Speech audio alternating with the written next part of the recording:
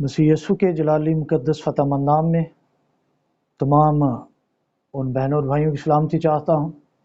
जो Galilean Bible Sarman YouTube channel पर खुदा के कलाम को सुनते हैं, देखते हैं, अपनी कीमती आरा से हमें मुस्तफ़ीद करते हैं, नीचे कमेंट करते हैं। आप सबकी खिदमत में मैं सलाम अर्ज़ करता हूँ, शुक्रगुज़ार हूँ खुदा बाप का जो आसमान और ज़मीन का खालिक और मालिक है। और उसके फजल के सबब से हम खुदा के कलाम को आप तक पेश करते हैं, लेकर आते हैं। हस्ब रिवायत अगर आप हमारे चैनल पर पहली दफ़ा आए हैं तो इस चैनल को सब्सक्राइब करें, बेल आइकन को प्रेस कर लें ताकि कलाम मुक़द्दस की हर नई आने वाली वीडियो आप तक भी पहुंच सके। आज की जो वीडियो है वो भी बाइस बरकत होगी। कलाम के सबब से जुल्म और सितम, इस टॉपिक को आपने कई दफ़ा सुना होगा, पढ़ा होगा। तो मैं भी जो खुदा ने मुझे सिखाया है, खुदा ने मुझे समझाया है, मैं आपकी खिदमत में पेश करने जा रहा हूँ। खुरूज की किताब उसका 5वां बाब और 23वीं आयत से मूसा खुदावंद के सामने जाकर कहने लगा कि जब से मैं फिरौन के पास तेरे नाम से बातें करने गया, उसने इन लोगों से बुराई ही बुराई की और तूने इन लोगों को जरा भी रिहाई ना बख्शी। सो खुदा के कलाम के पढ़े और सुने जाने पर खुदा की बरकत हो, आमीन। मेरे अजीजों, हम देखते हैं बुजुर्ग मूसा खुदा के कलाम से भरा हुआ, खुदा के कलाम का इख्तियार लेकर फिरौन के सामने जाता है कि मेरे लोगों को जाने दे ताकि वो मेरी इबादत करें। और दूसरी तरफ हम देखते हैं कि फिरौन जो खुदा के कलाम के ख़िलाफ़ है, खुदा के ख़िलाफ़ है, इवन के जनाब मूसा और पूरी बनी इसराइल कौम को वो ग़ुलाम बनाने के लिए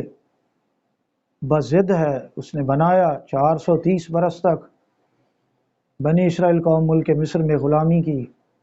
ज़िंदगी गुजारते रहे। दूसरी तरफ जनाब मूसा ने खुदा के कलाम को, खुदा के हुक्म को सुनाते हुए बनी इसराइल कौम के लोगों को भी ये खुशखबरी सुनाई कि इब्राहिम का खुदा मुझसे मिला है और उसने मुझे भेजा है कि मैं आप लोगों की रहनुमाई करूं और मुल्क मिस्र से निकल जाने में आप लोग अब जल्दी करोगे, खुदावंद आप लोगों को रिहाई देगा। और तीसरी तरफ हम देखते हैं इसराइली लोग जो बड़े खुश हुए खुदा का कलाम सुनकर। वो समझ रहे थे कि बस जनाब मूसा ने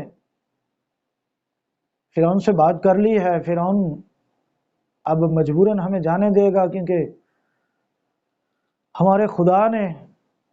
बुजुर्ग मूसा को भेजा है। तो कलाम करने के बाद फिरौन जो है वो और ज़्यादा चिड़चिड़ा, और ज़्यादा ज़िद्दी हो गया। कलाम सुनने के बाद उसने बुराई ही बुराई करना, और ज़्यादा बुराई करना शुरू कर दी इसराइलियों के साथ।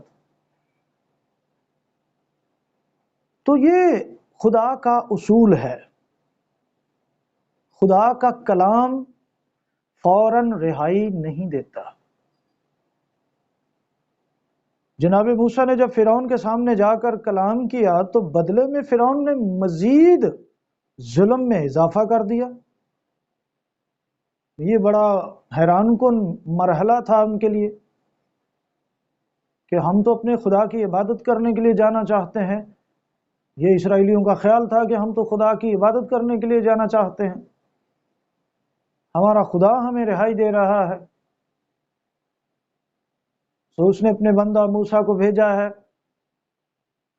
لہذا ہمیں فوراً رہائی ملنی چاہیے۔ سو اسرائیل کی ساری قوم جناب موسیٰ پر اس وجہ سے بڑبڑانے لگے کہ آپ نے جب سے کلام کرنا شروع کیا ہے، جب سے آپ نے خدا کا کلام ہمیں سنانا شروع کیا ہے، یہ فرعون تو ہمارے خلاف اور زیادہ کارروائیاں، انتقامی کارروائیاں کر رہا ہے۔ یہاں روحانی اصول جو ہے اصل میں وہ سکھایا خدا نے، بنی اسرائیل قوم کو بھی روحانی اصول سکھایا گیا، اور یہ میرے اور آپ کے لیے بھی بہت زیادہ مفید ہے۔ خدا کا کلام برکت دینے سے پہلے، رہائی دینے سے پہلے، سرفرازی دینے سے پہلے، خدا کا کلام آزماتا ہے۔ مقدس متی کی انجیل اس کے 13ویں باب کی 20 سے 21 آیت میں یہ اصول لکھا ہوا ہے۔ خداوند یسوع مسیح نے اس طرح سے اس کی وضاحت کی ہے، اور جو پتھریلی زمین پر بویا گیا یہ وہ ہے جو کلام کو سنتا ہے اور اسے فی الفور خوشی سے قبول کر لیتا ہے۔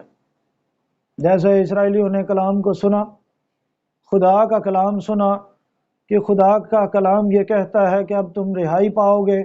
مصر سے چھڑا لیے جاؤ گے، وہ بڑے خوش ہوئے، اور انہیں یہ پتہ ہی نہیں تھا کہ خدا کے کلام کے سبب سے ہم سب پر ظلم اور ستم، مصیبتیں اور زیادہ آنا شروع ہو جائیں گی، فرعون اور زیادہ ہمارے مخالف ہو جائے گا۔ آج بھی بہت سے لوگ ہیں جو خدا کے کلام کو قبول تو کر لیتے ہیں، لیکن جب کلام کے سبب سے ظلم اور ستم برداشت کرنا پڑتا ہے، مخالفتیں برداشت کرنا پڑتی ہیں، لوگوں کے طعنے سننے پڑتے ہیں، اور دنیا کی تنقیدی نگاہوں کا سامنا کرنا پڑتا ہے، تو بہت سے لوگ ہمت ہار جاتے ہیں۔ خدا کا کلام ظلم برپا کر دیتا ہے ایک دفعہ، اور اس کی وجہ یہ ہے کہ ہمارا دل جو ہے وہ دنیا میں نہ لگے، کیونکہ اگر ہمارا دل دنیا کے ساتھ لگا رہے گا تو پھر ہم خدا کے کلام پر عمل نہیں کر سکتے، خدا کے کلام کے ساتھ چل نہیں سکتے، خدا کی مرضی کو پورا نہیں کر سکتے۔ اور یہی خداوند یسوع مسیح نے سکھایا، اور جو پتھریلی زمین میں بویا گیا یہ وہ ہے جو کلام کو سنتا ہے اور اسے فی الفور خوشی سے قبول کر لیتا ہے، لیکن اپنے اندر جڑ نہیں رکھتا بلکہ چند روزہ ہے، اور جب کلام کے سبب سے مصیبت یا ظلم برپا ہوتا ہے تو فی الفور ٹھوکر کھاتا ہے۔ تو یہ خدا کا اپنا مقرر کردہ اصول ہے کہ برکت دینے سے پہلے، شفا دینے سے پہلے، رہائی دینے سے پہلے خدا کا کلام آپ کو یا مجھے آزماتا ہے کہ ہم دکھوں میں، مصیبتوں میں اس پر عمل کرتے ہیں یا نہیں۔ اس لیے مسیح یسوع نے فرمایا کہ وہ لوگ جو خوشی سے قبول کر لیتے ہیں، لیکن جب کلام کے سبب سے ظلم یا مصیبت برپا ہوتے ہیں، تو اس کا مطلب یہ ہے کہ خدا کے کلام کے سبب سے ہم پر ظلم برپا ہو سکتے ہیں، اور یہی وہ ظلم اور مصیبت تھی جو بنی اسرائیل قوم پر بھی برپا ہوئی۔ جب جناب موسیٰ نے خدا کا کلام سنایا تو اس کلام کے سبب سے بنی اسرائیل قوم پر ظلم برپا ہو گیا، اور ان کی مصیبتیں کم ہونے کی بجائے بڑھنے لگیں، ان کے ساتھ مصریوں کی نفرت کم ہونے کی بجائے بڑھنے لگی۔ یاد رکھیے، آپ جتنا زیادہ خدا کے کلام کی فرما برداری کریں گے، جتنا زیادہ آپ خدا کے کلام کو ماننے کی کوشش کریں گے، یاد رکھیں اسی دنیا کے اندر اتنا ہی زیادہ لوگ آپ سے نفرت بھی کریں گے، لوگ آپ پر ظلم کرنا ثواب کا کام سمجھیں گے۔ ان تمام باتوں کا مقصد یہ ہے کہ کلام کے سبب سے صرف برکت نہیں، کلام کے سبب سے ظلم بھی برپا ہوتے ہیں۔ آج بہت سے لوگ ہیں جو خدا کے کلام کو سن تو لیتے ہیں لیکن سچائی کے ساتھ قائم نہیں رہتے، خوف زدہ ہو جاتے ہیں، لوگوں کی تنقید کا نشانہ بننے کی وجہ سے خوف زدہ ہو جاتے ہیں، تنہا رہ جانے کی وجہ سے خوف زدہ ہو جاتے ہیں، ہمت ہار جاتے ہیں، اور خدا کے کلام کو ماننے کی بجائے دنیا کی بات کو مان کر چلتے ہیں۔ اور لوگ اکثر آپ کو اس قسم کے ملیں گے جو کہتے ہیں بھائی جی دنیا بھی تو رکھنی ہے نا۔ یاد رکھیں خداوند یسوع مسیح نے کہا کہ میں دنیا کا نہیں، تم بھی دنیا کے نہیں ہو۔ اس دنیا نے مجھ سے محبت نہیں رکھی تو تم سے بھی نہیں رکھے گی۔ آپ دنیا کو جتنا مرضی خوش کر لو، دنیا کبھی خوش نہیں ہو سکتی، لیکن اگر آپ خدا کے کلام کی خاطر دکھ سہتے ہو، مصیبتیں سہتے ہو، آپ پر ظلم برپا ہوتے ہیں، تو آپ مبارک ہو۔ صبر سے اپنی جانیں بچائے رکھو گے، مصیبت میں قائم رہو۔ خدا ہمارا مستعد مددگار ہے، وہ اپنی قدرت ضرور نازل کرتا ہے، جیسے خدا نے بنی اسرائیل قوم کو چھڑانے کے لیے اپنا ہاتھ بڑھایا۔ آج بھی جو لوگ خدا کے کلام کی خاطر ظلم اور مصیبت اٹھاتے ہیں، خدا ان کی مدد کرتا ہے۔ آگے دیکھتے ہیں، تو میں یہ بتا رہا تھا کہ اسرائیلی یہ سمجھتے ہیں کہ ادھر خدا نے کلام کیا، کلام سنا، ادھر جناب کام بن گیا، رہائی مل گئی۔ ایسا نہیں ہے، یہ خدا کا اصول نہیں ہے کہ فوراً اپنے کلام کے وسیلہ سے فوراً آپ کو رہائی دے۔ خدا اپنا کلام نازل فرماتا ہے اور پھر انتظار کرتا ہے، آزماتا ہے کہ میرے کلام کے سبب سے جو ظلم اور مصیبت برپا ہو، کیا ایماندار اسے برداشت کر سکتا ہے؟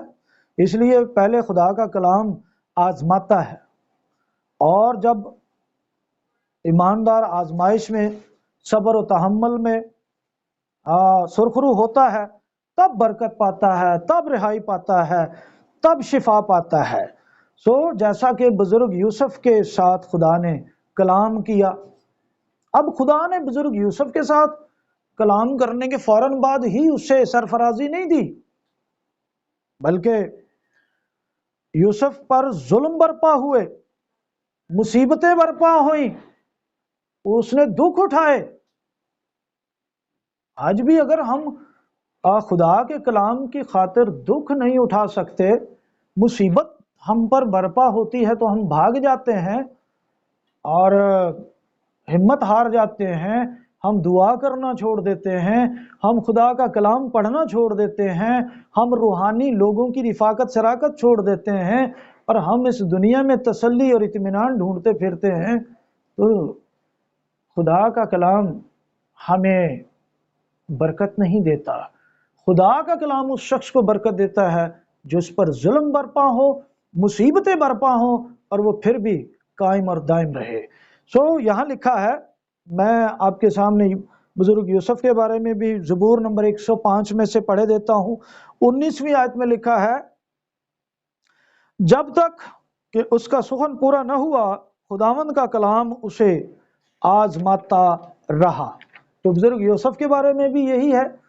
کہ خدا کا کلام اسے آزماتا رہا۔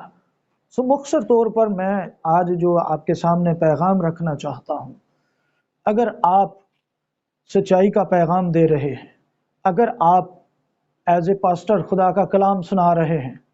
اور آپ کے خلاف ظلم برپا ہو رہے ہیں، تو صبر کیجئے، ہمت نہ ہاریے، خدا آپ کا مددگار ہے۔ اگر آپ بحیثیت ایماندار خدا کا کلام سن کر دکھ اٹھا رہے ہیں،